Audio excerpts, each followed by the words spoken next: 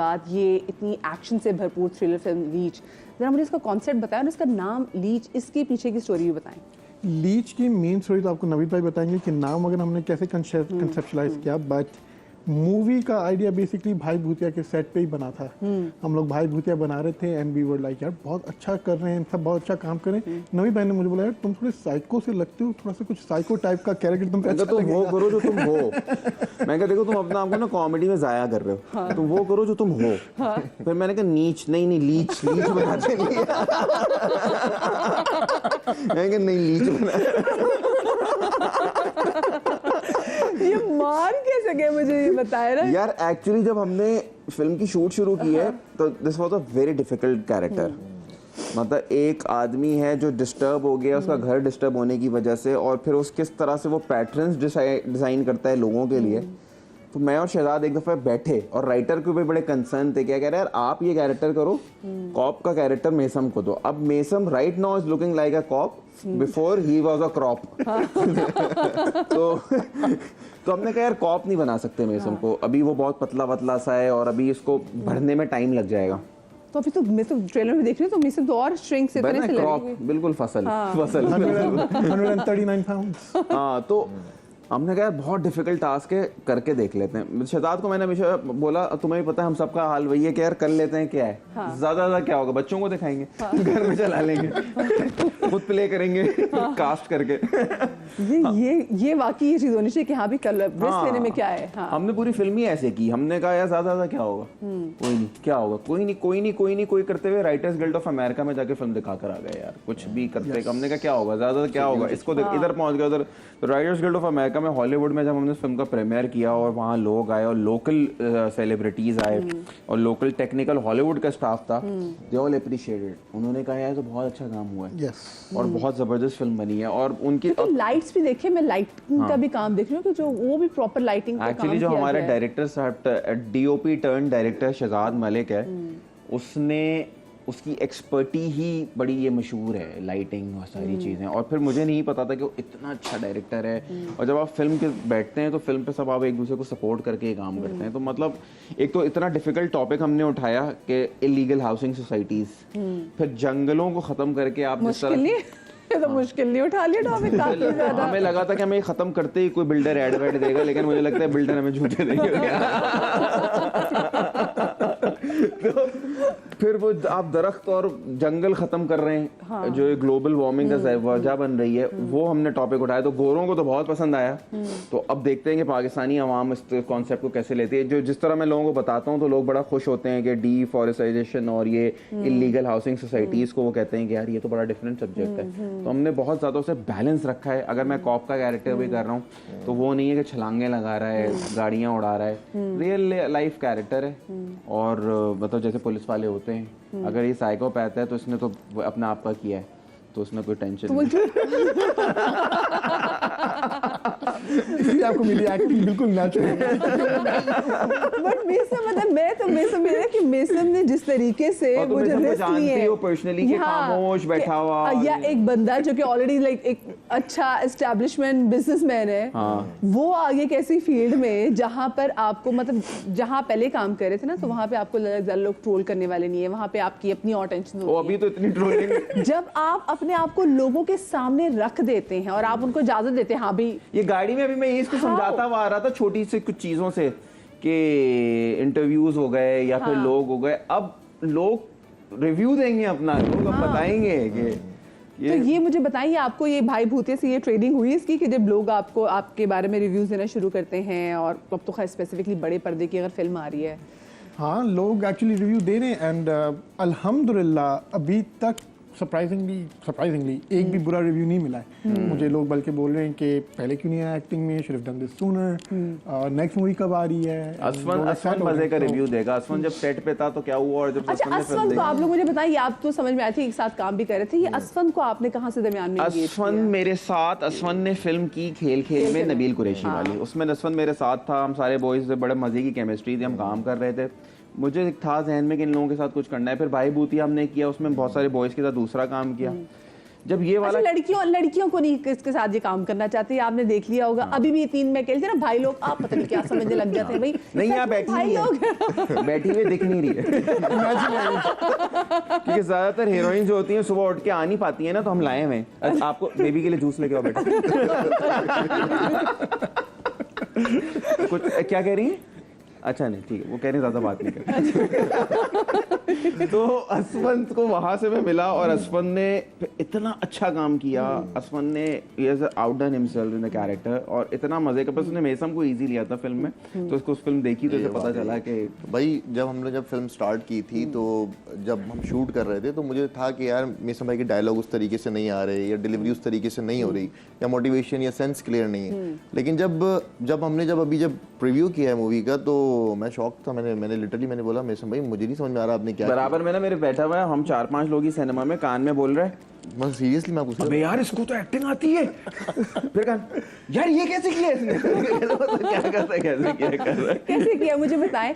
और आराम से आपने रेस्ट लेने में तैयार हो गए थे मेसम कि मतलब कि हाँ मैंने एक साइको का किरदार अदा करना है। मुझे था कि अच्छा बहुत सारी चीज़ें ना इनके कैरेक्टर को कॉम्प्लीमेंट कर रही हैं, क्योंकि जैसे लेट्स से अगर कहीं पे अगर डायलॉग है, कहीं पे अगर जो बोलने का अंदाज है, क्योंकि वो कैरेक्टर ऐसा तो वो उसमें मार्जिन है तो वो उसको उल्टा कॉम्प्लीमेंट कर रहा है कि वो और ज़्यादा निखार के दिख रहा है। ये क्या आपको साइको करना चाह रहे हैं? मैं एक्चुअली हूँ साइको। एक्चुअली तुम्हें पता है ना इसका परफ्यूम का काम है। तुमने फिल्म परफ्यूम देखी है? जी वो इसके ऊपर बनाई है, खाल उतार के लोगों की उसका परफ्यूम बना। हाँ तो यूएस में इसके घर इनकी कंपनी के परफ्यूम इस्तेमाल किए हैं बड़े अच्छे। हाँ तो इसके घर अगर आप जाओ तो पता नहीं किसके घर पे कोई 1-8 लाख लोगों की खालें टंगी हुई है। मैं कहता ये तुमने कहा ना मैं खरीदता हूँ कलेक्शन है। फिर मैंने फिल्म देखी तो मुझे याद आया तो लोगों की खाल उतार के परफ्यूम बनाता है। आप बिल्कुल परेशान ना होइएगा, मजाक का भी आपस में इनके चलता रहता है। अच्छा ये तो पता चल गया कि आपका जो कैरेक्टर है इस बेसिकली एक साइकोपैथ का कैरेक्टर दिखाया गया है। अच्छा इससे मुझे बताएं ये जो एक मैसेज देने की कोशिश की, because we don't want to talk about mental health और किस तरीके से एक बंदे की टॉक्सिसिटी जो है वो टॉक्सिक है। मुझे ऐसा लगता है साइकोपैथ से ज्यादा साइको बहुत अच्छी तुमने बात की मेंटल हेल्थ के हवाले से, साइकोपैथ से ज्यादा he was not like this.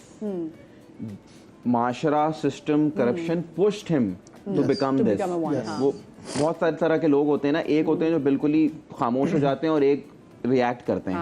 Pakistan में मेरे ख्याल से 18 करोड़ या 22 करोड़ खामोश वाली है। हम लोग रिएक्ट नहीं कर पाते, हमें रिएक्ट करना ही नहीं आता। हमें बस ये है कि यार आज के लिए मेरी जिंदगी हो जाए और कल की कल देखी जाएगी। मेरे घर में बच्चे खाना खा लें, दूसरे के खैर हो गई। तो ये वाला माइंडसेट तब बदलेगा तो रेवोल्यूशंस आते हैं, वरना तो खैर नहीं आते।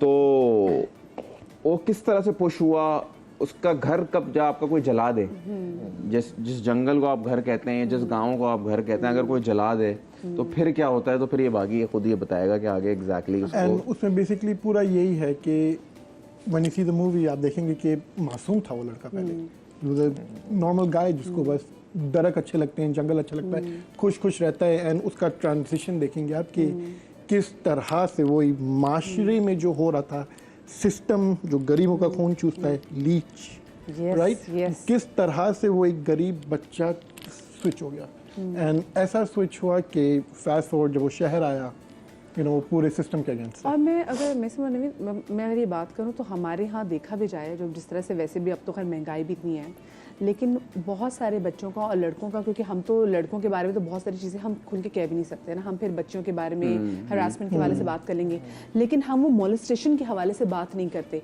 वो जो मोलेस्टेशन बहुत सारी जगहों पे हो रही होती है, तो वो भी आपकी कैरेक्टर बिल्डिंग में एक बड़ा किरदार अदा करते हैं। अगर आपकी कोई बड़ी डार्क पर्सनैलिटी है तो आप आपके बचपन में जाएँ तो पता चलता है कि अच्छा कौन कौन सी स्टेप पे आपके साथ क्या हुआ, तो उसको भी एड्रेस करना जरूरी है कि भाई बहुत सारे अवामिल हैं। ट्रॉमा जो होता है आपके दिमाग में, अगर एक ट्रॉमा हो गया है तो ट्रॉमा अपनी जगह रहेगा, वो हील नहीं होता। उस ट्रॉमा के इर्द गिर्द लाइनिंग बनती रहती है, तो आप अपनी जिंदगी को मूव ऑन करना शुरू करते हैं, तो ट्रॉमा वहीं रहता है। तो अब आपकी जिंदगी में ट्रॉमास क्या क्या हैं? अगर आपके साथ बचपन में यू आर अब्यूज्ड, तो उस वक्त तो आप रिएक्ट नहीं कर पाए, लेकिन वो रह गया।